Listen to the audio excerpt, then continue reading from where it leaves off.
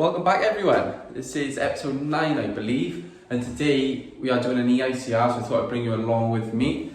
I've just got the property and it's completely empty, which I knew, but I didn't know everything was stripped out completely. So if I show you behind me, we got sockets, lights hanging off the wall, literally nothing going on. I'll show you around a little bit. Sorry, it's a bit dark in here, but we got ceiling lights just hanging down, and nothing really fixed back. So it's going to be a fun one to test really. Hang on. And then this is upstairs, the same thing, lights hanging down. Same in the bedroom, lights hanging down. All the sockets are on the walls and switches, it's just the lights are all down. So no one's living here, so it's going to be one to, when I do my observations, I'll still mark down all the lights showing single cables, but I'll just put it as one general code because I know it's going to be all fixed back. It'll probably, well, maybe me doing it in the end anyway, so I'll still make a note of it. But we'll still test all the circuits alright, so I know the board's got to be changed anyway, they want that done. So let's get stuck into the testing. So just to show you what I do first, I've set up my table, iPad on, the test form ready. There's the board above me. We got 6 circuits, so we'll have a look what they are now. I'll have a quick nose around, just check any quick observations I can see. I have a good visual of the property, but like I said, everything's just bare, so everything's going to fail, but you know, it's quite easy to put right when everything's redone. So I'll make sure I mark that down. But I always start in the board, get my Zs, ZS or ZE in this case. Get my ZE, get my PSC, get that written down, and then I work my way through the circuits then. So I'll whip the board cover off, we're all set up, ready to go. One thing to notice, the board's been left off. So if any of you do ICRs, make sure you keep whatever's happening in the property is at the same. So I'll make sure the main switch is left off, because obviously it's been left off for a reason, and you probably know why, because it's electrically unsafe. But yeah, getting this off now. Not the neatest board in the world, I've seen better, but there it is. Usual spaghetti junction. It looks like 16mm tails. 10mm, looks like we've got bonding cables as well, which is good. Yeah, the usual stuff that you'd see. To be fair, we got one RCD doing the sockets and cooker, and the lights are non-RCD protected, so I'll just put that down as a C3 more than likely. But like I said, this board's getting changed, so I'm not too concerned, because if it's me doing it, I'll just chuck an RCBOs for all of them. So I just want to make sure like the insulation resistance is fine, and we'll take the RCBO. That's my main concern. But yeah, I think we'll get a ZE now. I want to check the main fuse outside, and then move on to the first circuit, which will be the lights. I don't know which one up or down, but we'll have a look. So it's quite good out here. We've got the boxes outside, so we'll have a look inside now. My panel key, there we go, that's what we're looking for. There it is. Cables are not supported the best if I'm being picky, but we got a PME TNCS incoming, so that looks all good. To be fair, this fuse has got a seal on it, so I'm not going to pull that. I checked the rating of it, so I'll put that down as non-variable. But on the side it does say 60 amp, which is probably more than ample for in there. So yeah, happy with that. We'll check if we got bonding now in the next cabinet.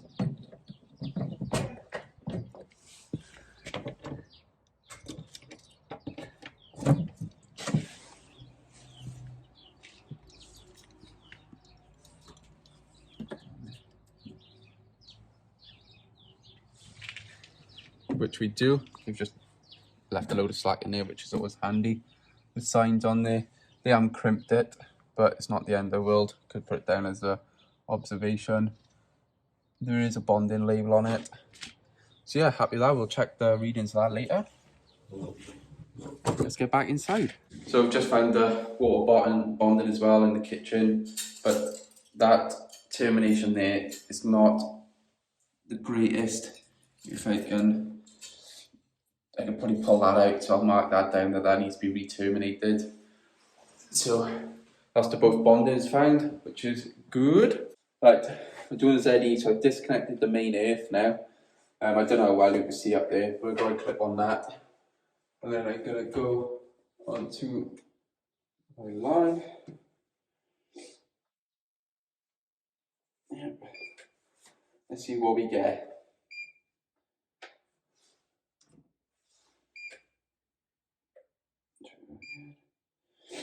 .28. It's a fairly high reading, but I'm not too concerned, to be honest. 0.28 is fine. If I probably check it again, probably drop a little bit more anyway. So yeah, I'm happy with that. And the PFC was 857 amps. So I'll mark that down on the test form now, and then we can start on the circuits. Right, so I've typed that up. I've typed all the cable sizes up of all the circuits and got all the information in now. So I'll connect this main earth back in.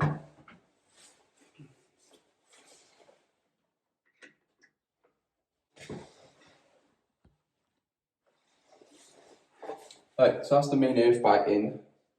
So let's do circuit 1. So I'll disconnect that. It's the upstairs lights. Got my link, what I use to link them out. I really want one of those links where you clip on the earth bar and it goes on DMCB screw with the magnet. But I'm not sure where you can buy them from, but I've seen a lot of people on like Twitter and YouTube use them.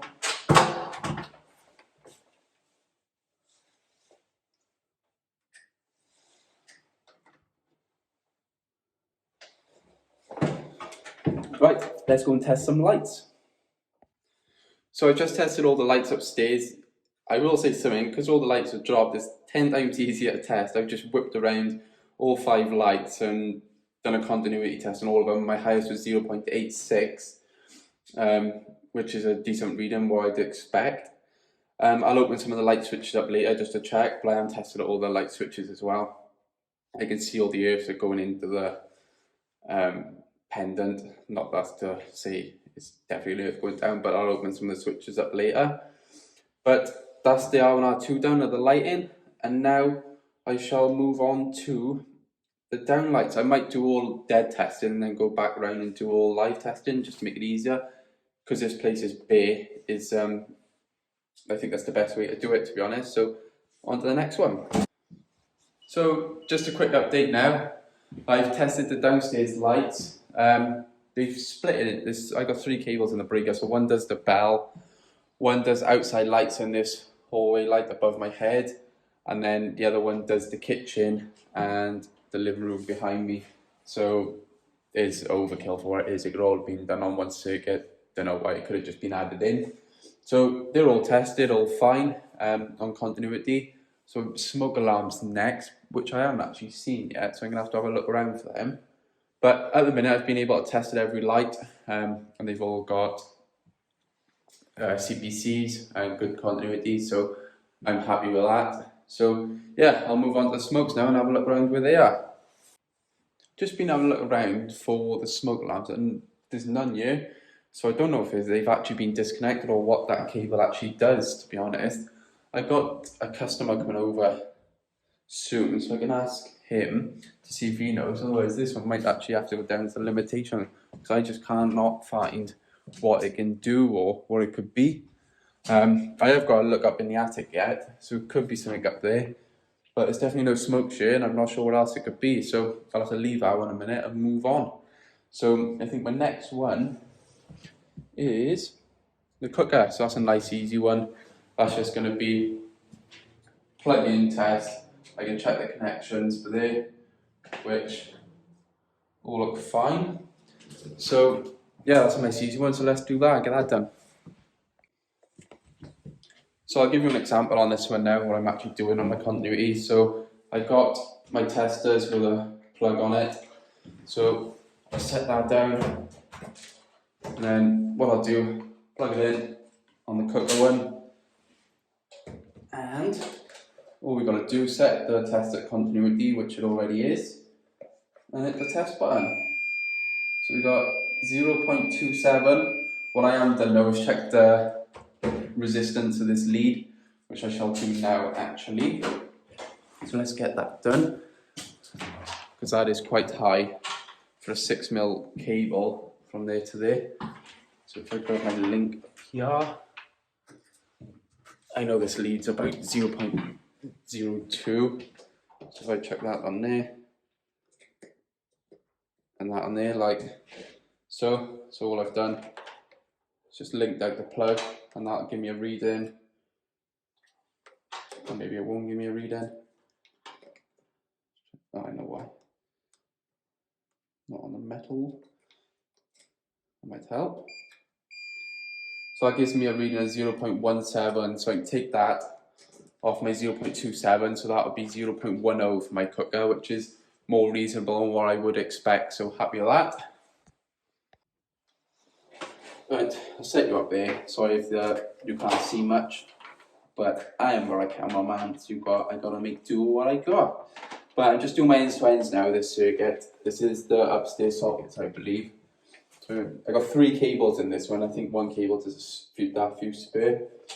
But I'm pretty sure I know which cable's which, because they add one earth sleeving over the earths, but we can double check that now. So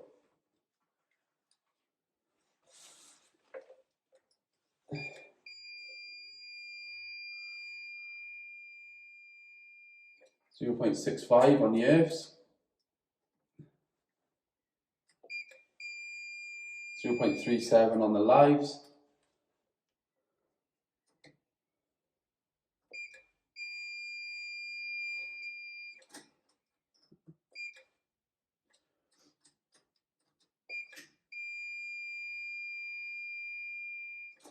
and 0.38 on the neutrals. So that's okay. And if I do a quick calculation, or maybe I can't because my phone is there and I'm recording, which I'll do in a minute. But that should be 1.67 times, for the earth, should be 1.67 times bigger than the lives. So if you times that by 0.37, which I got, that should give me the reading of I forgot what I had now on the earths. Right, let me write the lines and neutrals down before I forget again. So let me turn you so you can see me type in. There we go, that'll do. Down socket, so we got 0.37 on the lines, and we had 0.38 on the neutrals. I'll redo the earths now. CPCs.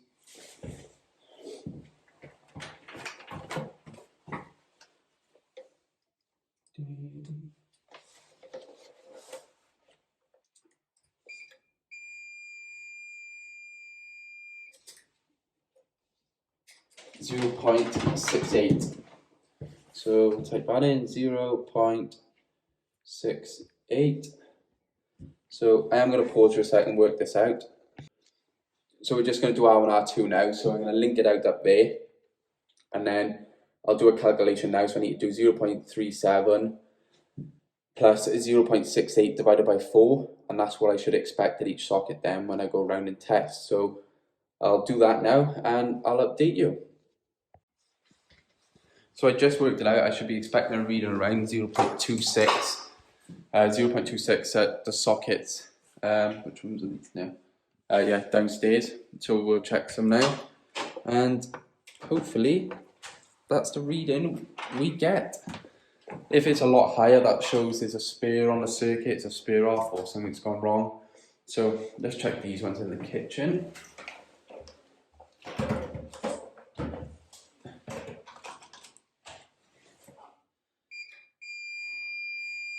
So 0.49, it's quite high to be honest, But again, I'm not really too worried. It's fine. One thing you do have to remember, this lead that I'm using is out by 0.17. So if you take that away, I'm looking roughly the reading I'm at.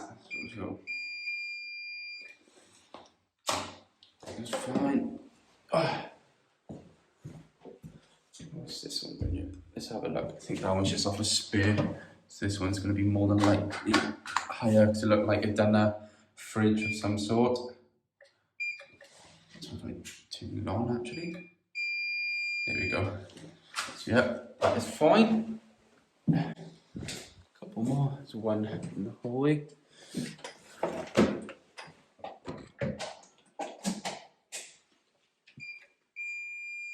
Again, all good. Readings that I'm expecting around 0.45, but obviously taking away the reading of my lead. Right, I'm gonna have to move some stuff in the living room now, so I'll leave you to it a minute, and that is that circuit pretty much done. So just sort of a question for you guys. Obviously in this EICR I've been doing, I found an extra 3 circuits to what I priced for. I price per circuit, so I asked the customer how many boards you got, how many circuits, if they send me a photo, etc. So I price per circuit. Now I've come across an extra 3 circuits added off breakers that I've had to test extra. I want to know what you guys do. Do you charge the customer more, or do you still stay at your rate and take the hit?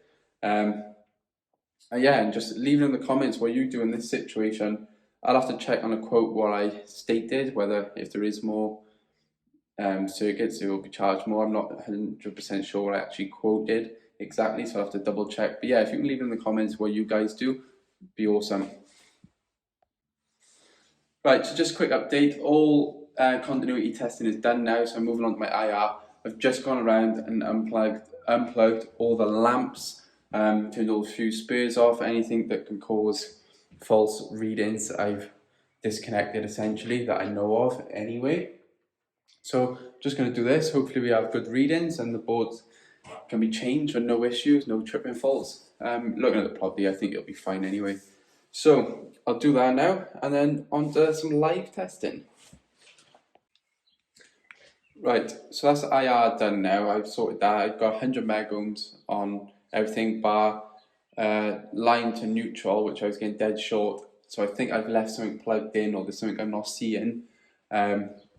So I'll put that one down as a limitation, but I'm just glad I'll be able to change the board and no issues. So yeah, that's a good thing. It's always nice to do a bit of IR testing, because sometimes it's so difficult to do. Obviously in this property it's quite easy for me to do, but other times a lot of it can go down as a limitation. If you know you can't get to everything, like I've done houses where it's just cluttered everywhere, you just know this stuff can be plugged in. So what you can do is just link live and neutral together and test to earth, and that's all you can do as long as you mark it down. I don't see no other way around it unless you have days just to do IR testing. So it's weighing it up.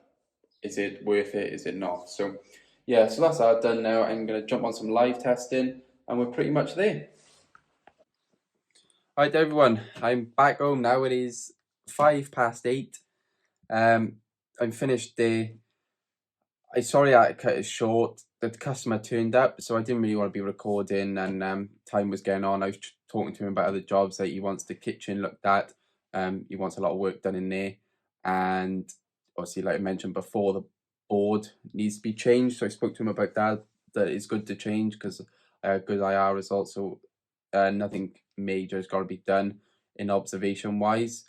So yeah, I'm just finishing up the test form now. There's a couple of little bits. I've done most of it when I was there. So I'm finish that up, get that sent over, get that invoiced. I'm going to send it to him as an unsatisfactory report because it's unsatisfactory with a few observations.